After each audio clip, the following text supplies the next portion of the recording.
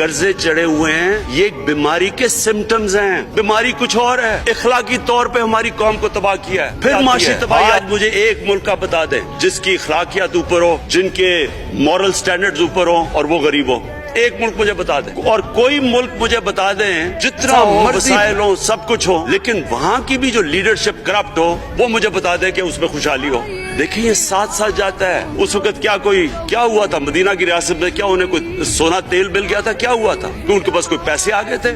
کیسے وہ اوپر اٹھ گئے تھے؟ کوئی انہوں نے قرضے لیے تھے؟ کس طرح اٹھے تھے اوپر؟ دنیا کے عظیم لیڈر نے ان کی اخلاقیات اٹھا دی. صادق قوم انہوں نے ہمیں بتایا. ہمیں قرآن میں اللہ حکم کرتا ہے کہ ان کی سنت پہ چلو. اللہ جب ہمیں کہتا ہے ان کی سنت پہ چلو, کیا ہم اللہ کو کوئی فائدہ پہنچا سکتے ہیں؟ ہماری بہتری کے لیے کہتا ہے سب کچھ, ہماری بہتری کے لیے اللہ نے یہ تمہارے لیے بک آف گائیڈنس ہے ہمیشہ کے لیے, اور یہ ہماری بہتری کے لیے ہے. تو وہ جب ہمیں کہتا ہے کہ نبی صلی اللہ علیہ وسلم کے راستے پہ چلو, وہ ہماری بہتری کے لیے کہتا ہے. اور میں جس نے اس عمر میں ساری دنیا دیکھ لی ہے, اسپیکر صاحب میں آپ کو بتاؤں مجھے تکلیف ہوتی ہے دیکھ کے.